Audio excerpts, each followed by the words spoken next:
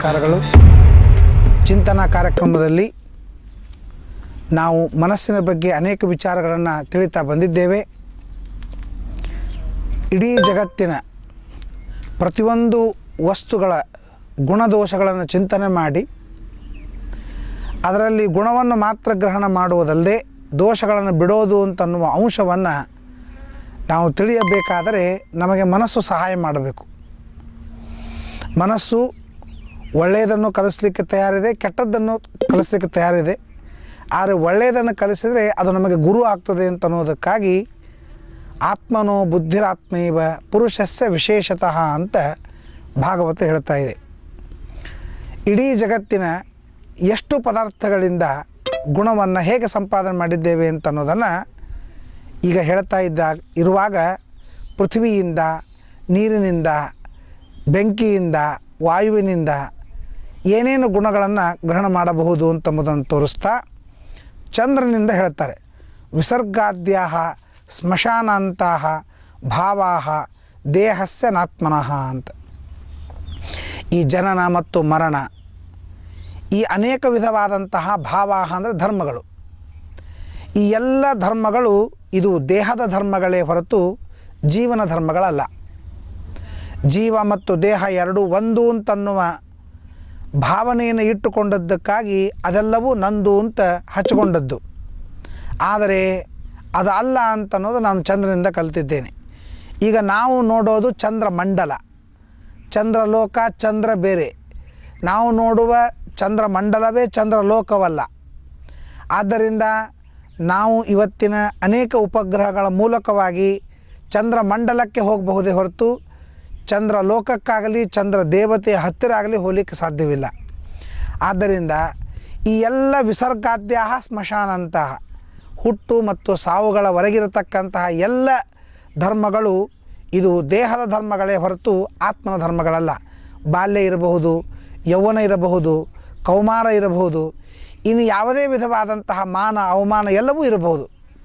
ನಿಂದನ ಸ್ತವ ಸತ್ಕಾರ ನೆಕ್ಕಾರಾರ್ಥಂ ಕಲೇವರಂ ಅಂತ ಭಾಗವತದಲ್ಲಿ ನಾರದರು ಹೇಳ್ತಾರೆ, ಶಿಶುಪಾಲ ಕೃಷ್ಣನಿಗೆ ಬೈದಾಗ ಅವನಿಗೆ ಅವಮಾನವಾಯಿತು ಅಂತ ನೀವು ಅನ್ಬೇಡ. ಯಾಕೆಂದರೆ ಮಾನ ಮತ್ತು ಅವಮಾನ ಅಂತನ್ನೋದು ಯಾರಿಗೆ ಜಡವಾದ ದೇಹವಿದೆ, ಪ್ರಾಕೃತವಾದ ದೇಹವಿದೆ ಅವರಿಗೆ ಮಾತ್ರ ಇದೆಲ್ಲವೂ. ಯಾರಿಗೆ ಈ ಜಡವಾದ ದೇಹವೇ ಇಲ್ಲ ಅಂಥವನಿಗೆ ಮಾನ ಅವಮಾನ ಅಂತನ್ನೋದಲ್ಲ. ಅದಕ್ಕೆ ಹೇಳ್ತಾರೆ ನಿಂದನ ಸ್ತವ ಸತ್ಕಾರ ನೆಕ್ಕಾರಾರ್ಥಂ ಕಲೇವರಂ. ನಿಂದೆ ಮಾಡುವುದು, ಸ್ತೋತ್ರ ಮಾಡುವುದು, ಧಿಕ್ಕಾರ ಮಾಡುವುದು, ತಿರಸ್ಕಾರ ಮಾಡುವುದು, ಇದೆಲ್ಲ ಧರ್ಮಗಳು ದೇಹಕ್ಕೆ ಇವೆ. ಆ ದೇಹವೇ ನಾನು, ನಾನೇ ದೇಹ ಅಂತನ್ನುವ ಒಂದು ಭಾವನೆಯನ್ನು ಇಟ್ಟುಕೊಂಡದ್ದಕ್ಕಾಗಿ ನಮಗೆ ಯಾವುದೇ ವಿಧವಾದಂತಹ ಮಾನ ಅವಮಾನಗಳಾದರೆ ಅದನ್ನು ನಾವು ನನಗಾಯಿತು ಅಂತ ತಿಳ್ಕೊಂಡು ಸಂತಾಪ, ಸಂಕಷ್ಟ ಇವುಗಳನ್ನೆಲ್ಲ ಮಾಡ್ಕೊಂಡಿರ್ತೀವಿ ಅಂತನ್ನೋದಕ್ಕಾಗಿ ಇದೆಲ್ಲ ಸಂಸಾರ ನಡೀತಾ ಇದೆ. ಅದಕ್ಕಾಗಿ ವಿಸರ್ಗಾದ್ಯಾಹ ಸ್ಮಶಾನಂತಹ ಭಾವ ದೇಹಸ್ಯ ನಾಮನ. ಕಲೆಗಳು, ಈ ಚಂದ್ರ ಸಣ್ಣಗಾದ ದೊಡ್ಡವನಾದ, ಅಮಾವಾಸ್ಯೆಯ ಪ್ರತಿಪದದಿಂದ ಹಿಡ್ಕೊಂಡು ಅಮಾವಾಸ್ಯೆವರೆಗೆ ಕ್ಷೀಣ ಆಗ್ತಾ ಹೋಗ್ತಾರೆ. ಆಮೇಲೆ ಹುಣ್ಣಿಮೆಯ ಪ್ರತಿಪದೆಯಿಂದ ಹಿಡ್ಕೊಂಡು ಹುಣ್ಣಿಮೆವರೆಗೂ ಅವನು ಬೆಳೀತಾ ಹೋಗ್ತಾನೆ. ಇದು ಚಂದ್ರ ಬೆಳಿತಾನೆ, ಚಂದ್ರ ನಾಶವಾಗ್ತಾನೆ ಅಂತನ್ನೋದು ನಾವು ಅಂತೀವಿ, ಅದಲ್ಲ. ಅದು ಚಂದ್ರಮಂಡಲದ ಕಲೆಗಳು. ಚಂದ್ರಮಂಡಲದ ಕಲೆಗಳು ಆಗ್ತಾ ಇದರಿಂದ ಚಂದ್ರಮಂಡಲ ಕ್ಷೀಣವಾಗೋದು, ಚಂದ್ರಮಂಡಲ ವೃದ್ಧಿಯಾಗೋದು ಅಂತಾಗ್ತದೆ ಹೊರತು ಚಂದ್ರ ಎಂಬ ದೇವತೆಯಾಗಲಿ ಚಂದ್ರಲೋಕವಾಗಲಿ ಅಲ್ಲ ಅಂತ. ಕಲಾನಾಮಿವ ಚಂದ್ರಸ್ಯ ಆ ರೀತಿಯಾಗಿ ನಾವು ತಿಳ್ಕೊಂಡದ್ದು. ಇದು ಜನನ ಮರಣ ಅಂತನ್ನುವ ಪ್ರವಾಹ ಇದೆ. ಈ ಪ್ರವಾಹವನ್ನು ತಿಳಿಲಿಕ್ಕೆ ಆಗೋದಿಲ್ಲ. ಇಲ್ಲಿವರೆಗೆ ಎಷ್ಟು ಜನನವಾದು, ಎಷ್ಟು ಮರಣವಾದು ಅಂತನ್ನೋದನ್ನು ನಾವು ತಿಳಿಲಿಕ್ಕೆ ಸಾಧ್ಯವಿಲ್ಲ. ಅಗ್ನೇಹೇ ಅರ್ಚಿಷ ಏವ ಅಂತಂತಾರೆ. ಅಗ್ನೇಹೇ ಅರ್ಚಿಷ ಏವ ಅಂದರೆ ಅಗ್ನಿಯ ಜ್ವಾಲೆ ಹುಡ್ತದೆ ಸಾಯ್ತದೆ, ಹುಡ್ತದೆ ಸಾಯ್ತದೆ. ಸೇಮ್ ಜ್ವಾಲೆಗಳು ಬಂದದ್ದರಿಂದ ನಾವು ಒಂದೇ ಜ್ವಾಲೆ ಇದೆ, ಇನ್ನೊಂದು ಜ್ವಾಲೆ ಇಲ್ಲ ಅಂತಂತೀವಿ. ಆದರೆ ಆ ದೀಪದ ಜ್ವಾಲೆಗಳು ಒಂದೊಂದು ಕ್ಷಣಕ್ಕೆ ಬೇರೆ ಬೇರೆ ಬೇರೆ ಜ್ವಾಲೆಗಳು ಬರ್ತಿರ್ತವೆ, ನಾಶವಾಗ್ತಿರ್ತವೆ, ಹೋಗ್ತಿರ್ತವೆ. ಆದರೆ ಒಂದೇ ರೀತಿಯಾದ ಜ್ವಾಲೆಗಳಿದ್ದರೆ ನಾವು ಒಂದೇ ಜ್ವಾಲೆ ಇದೆ ಅಂತ ಯಾವ ರೀತಿಯಾಗಿ ತಿಳ್ಕೊಳ್ತೀವೆಯೋ ಆ ರೀತಿಯಾಗಿ ಜೀವನಿಗೆ ಜನನ ಮರಣಗಳು ನಿರಂತರವಾಗಿ ಬರ್ತಾ ಹೋಗ್ತವೆ. ಈ ಪ್ರವಾಹ ನಿಲ್ಲೋದಿಲ್ಲ ಅಂತ ಈ ರೀತಿಯಾಗಿ ನಾವು ಅಗ್ನೇಹೇ ಅರ್ಚಿಷ ಏವ ಅಂತಂತಾರೆ.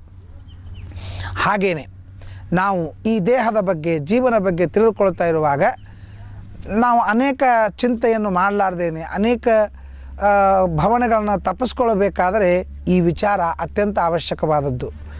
ಯಾರಾದರೂ ಬೈತಾರೆ ಅಂತಾರೆ, ಅವಮಾನ ಆಗ್ತದೆ, ಮಾನ ಹೋಗ್ತದೆ, ಮರ್ಯಾದೆ ಹೋಗ್ತದೆ.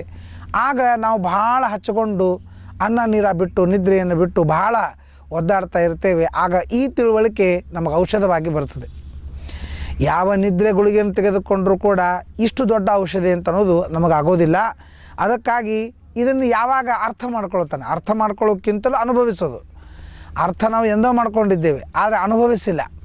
ಅದಕ್ಕೆ ಒಂದು ಸಲ ಯಾರಾದರೂ ಅವಮಾನ ಮಾಡಿದರೆ ಇದು ನನ್ನ ದೇಹಕ್ಕೆ ಅವಮಾನ, ನನಗಲ್ಲ ಅಂತ ಒಂದು ಸಲ ನಾವು ಅನುಭವಿಸಿದಾಗ ಆ ಅವಮಾನದ ದುಃಖ ನಮಗಾಗಲಿಕ್ಕೆ ಸಾಧ್ಯವಿಲ್ಲ ಅಂತನ್ನೋದು ಚಂದ್ರನ ಒಂದು ಈ ವಸ್ತುವಿನಿಂದ ತಿಳಿದುಕೊಳ್ಳಬೇಕಾದಂಥ ಅಂಶ. ಅಂತಂದರೆ ಎಲ್ಲ ಹೊರಗಿನ ಭಾವನೆಗಳಾಗಲಿ ಎಲ್ಲವೂ ಕೂಡ ಇದು ದೇಹಕ್ಕೆ ಇದೆ ಹೊರತು ಆತ್ಮನಿಗೆ ಜೀವನಿಗೆ ಇಲ್ಲ. ಜೀವನು ಸ್ವರೂಪತಃ ಜ್ಞಾನಾನಂದ ರೂಪನಾಗಿದ್ದಾನೆ ಅಂತ ಅನ್ನೋದನ್ನು ನಾವು ತಿಳಿದುಕೊಳ್ಳಬೇಕು ಅಂತ. ಅದರಂತೆಯೇ ನಾವು ಇನ್ನೊಂದು ತಿಳಿದುಕೊಳ್ಳಬೇಕು ಏನು ಅಂತಂದರೆ, ಈ ಜಗತ್ತು ನಮಗೆ ಕಾಣಿಸ್ತದೆ, ಆದರೆ ಒಳಗಿದ್ದಂತಹ ಭಗವಂತ, ವ್ಯಾಪ್ತನಾದ ಭಗವಂತ ಕಾಣಿಸೋದಿಲ್ಲ. ಈ ಜಗತ್ತನ್ನು ನಾವು ನೋಡ್ತೇವೆ, ಜಗತ್ತಿನ ಒಳಗಿದ್ದಂಥ ಭಗವಂತನನ್ನು ಕಾಣಿಸ್ಲಿಕ್ಕೆ ಆಗೋದಿಲ್ಲ. ಹೇಗೆ ಅಂದರೆ ಚಂದ್ರಮಂಡಲವನ್ನು ನೋಡ್ತೇವೆ, ಆ ಚಂದ್ರಮಂಡಲದಲ್ಲಿ ಇದ್ದಂತಹ ಚಂದ್ರ ಎಂಬ ದೇವತೆ ಮಾತ್ರ ಕಾಣಿಸ್ಲಿಕ್ಕೆ ಸಾಧ್ಯವಿಲ್ಲ. ಹಾಗೆಯೇ ಜಗತ್ತಿನ ಪರಿಣಾಮವಾಗ್ತದೆ, ಆದರೆ ಒಳಗಿದ್ದಂತಹ ದೇವರು ಮಾತ್ರ ಕಾಣಿಸೋದಿಲ್ಲ. ಲೈಟು ಹತ್ತಿರ್ತದೆ, ಫ್ಯಾನ್ ಉರಿತಿರ್ತವೆ, ಇನ್ನನೇಕ ಕಾರ್ಯಗಳು ಆಗ್ತಿರ್ತವೆ, ಅದರ ಒಳಗಿದ್ದಂತಹ ಕರೆಂಟು ಮಾತ್ರ ಕಾಣಿಸೋದಿಲ್ಲ. ಅದರ ಪ್ರಭಾವ ಮಾತ್ರ ಎಲ್ಲ ಕಡೆಗೂ ಕಾಣಿಸ್ತಾ ಇರುತ್ತದೆ.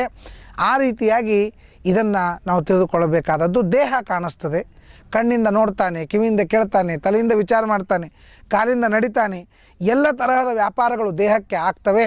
ಆದರೆ ಈ ವ್ಯಾಪಾರಗಳೆಲ್ಲ ಆಗಬೇಕಾದರೆ ಈ ದೇಹದೊಳಗೆ ಜೀವ ಇದ್ದರೆ ಮಾತ್ರ ಆಗ್ತದೆ, ಇಲ್ಲ ಅಂದರೆ ಆಗೋದಿಲ್ಲ.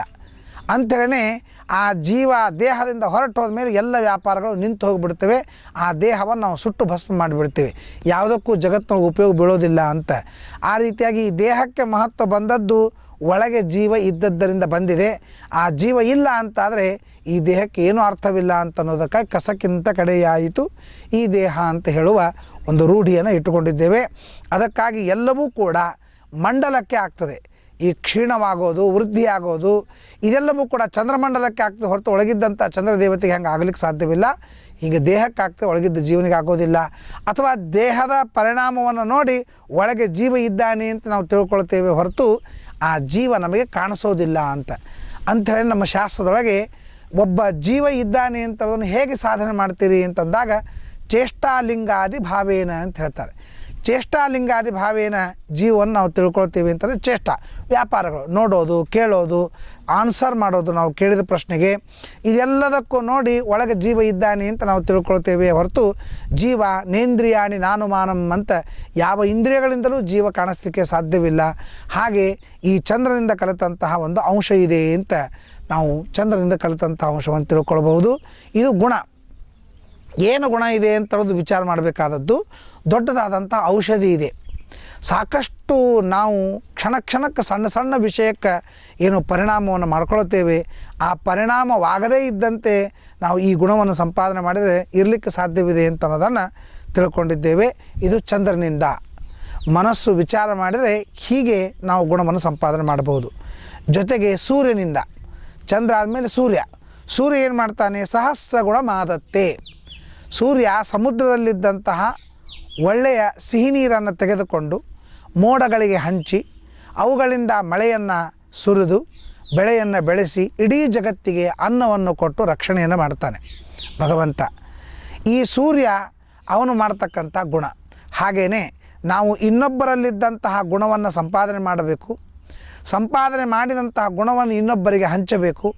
ಹಂಚಿದಂತಹ ಗುಣ 4 ಜನರ ಬದುಕಿಗೆ ಕಾರಣವಾಗಬೇಕು ಅಂತನ್ನುವುದಕ್ಕಾಗಿ ನಾವು ಸೂರ್ಯನಿಂದ ಕಲಿಯಬೇಕಾದಂಥ ಅಂಶ ಇದು ಇದೆ. ಜಗತ್ತಿನ ಎಲ್ಲ ಕತ್ತಲೆಯನ್ನು ಪರಿಹಾರ ಮಾಡಿ ಎಲ್ಲೆಲ್ಲಿ ಪದಾರ್ಥಗಳಿವೆ ಅದನ್ನು ತೋರಿಸಿಕೊಡ್ತಕ್ಕಂಥ ಕೆಲಸವನ್ನು ಸೂರ್ಯ ಮಾಡ್ತಾನೆ. ಹಾಗೆ ನಾವು ಎಲ್ಲರ ಅಜ್ಞಾನವನ್ನು ಪರಿಹಾರ ಮಾಡಿ ತತ್ವಜ್ಞಾನವನ್ನು ಕೊಡ್ತಕ್ಕಂತಹ ಕೆಲಸವನ್ನು ಮಾಡಬೇಕು ಅಂತನ್ನೋದನ್ನು ಸೂರ್ಯ ಅಂತನ್ನುವ ಒಬ್ಬ ದೇವತೆಯಿಂದ ಕಲಿತಂಥದ್ದು ಅಂತ.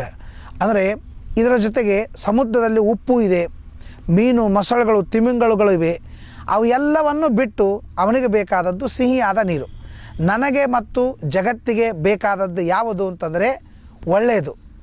ಅದಕ್ಕೆ ಕೆಟ್ಟದ್ದನ್ನೆಲ್ಲ ಸಮುದ್ರದಾಗೆ ಬಿಟ್ಟು ಬಿಡ್ತಾನೆ, ಒಳ್ಳೆಯದನ್ನು ಮಾತ್ರ ಅವನು ಗ್ರಹಣ ಮಾಡ್ತಾನೆ ಅಂತ ಅನ್ನೋದಕ್ಕಾಗಿ ಒಳ್ಳೆಯದನ್ನು ಮಾತ್ರ ಗ್ರಹಣ ಮಾಡಬೇಕು ಅಂತ ಅನ್ನೋದನ್ನು ಸೂರ್ಯನಿಂದ ಕಲಿತಿದ್ದೇನೆ.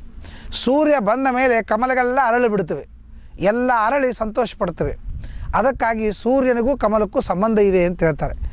ಈ ವೆಂಕಟೇಶ ಮಹಾತ್ಮೆಯೊಳಗೆ ಶ್ರೀನಿವಾಸ ಸ್ನಾನ ಮಾಡಬೇಕು ಅಂತಂದಾಗ ಎಣ್ಣೆ ಹಚ್ಕೋಬೇಕಾಗಿತ್ತು. ಎಣ್ಣೆ ಹಚ್ಕೋಬೇಕು ಅಂತಂದಾಗ ಎಣ್ಣೆ ಯಾರು ಹಚ್ಚಬೇಕು? ಯಾರೋ ಬ್ರಹ್ಮದೇವರು ವಾಯುದೇವರು ಇನ್ಯಾರೋ ಹಚ್ತಾರೆ ಅಂತ ಅನ್ನೋದು ಬೇಡ, ನನ್ನ ಹೆಂಡತಿ ಲಕ್ಷ್ಮಿ ಹಚ್ಚಬೇಕು ಅಂತ. ಸರಿ, ಲಕ್ಷ್ಮಿ ಎಲ್ಲಿದ್ದಾಳೆ? ಕೊಲ್ಲಾಪುರದೊಳಗೆ ಇದ್ದಾಳೆ.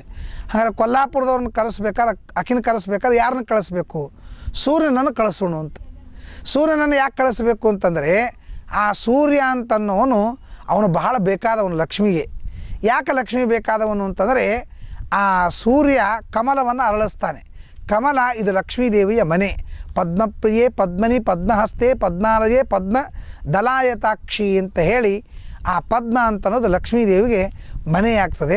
ಆ ಕಮಲವನ್ನು ಅರಳಿಸುವ ಕೆಲಸವನ್ನು ಸೂರ್ಯ ಮಾಡ್ತಾನೆ ಅಂತ ಅನ್ನೋದಕ್ಕಾಗಿ ಸೂರ್ಯನನ್ನು ಕೊಟ್ಟು ಕಳಿಸಬೇಕು ಅಂತ ಸೂರ್ಯನನ್ನು ಕೊಲ್ಹಾಪುರಕ್ಕೆ ಕಳಿಸಿ ಆ ಲಕ್ಷ್ಮಿಯನ್ನು ಕರ್ಕೊಂಡು ಬಂದರು ಅಂತನ್ನುವ ಒಂದು ಮಾತನ್ನು ನಾವು ವೆಂಕಟೇಶ ಮಹಾತ್ಮೆಯಲ್ಲಿ ಕೇಳ್ತಾ ಇದ್ದೇವೆ.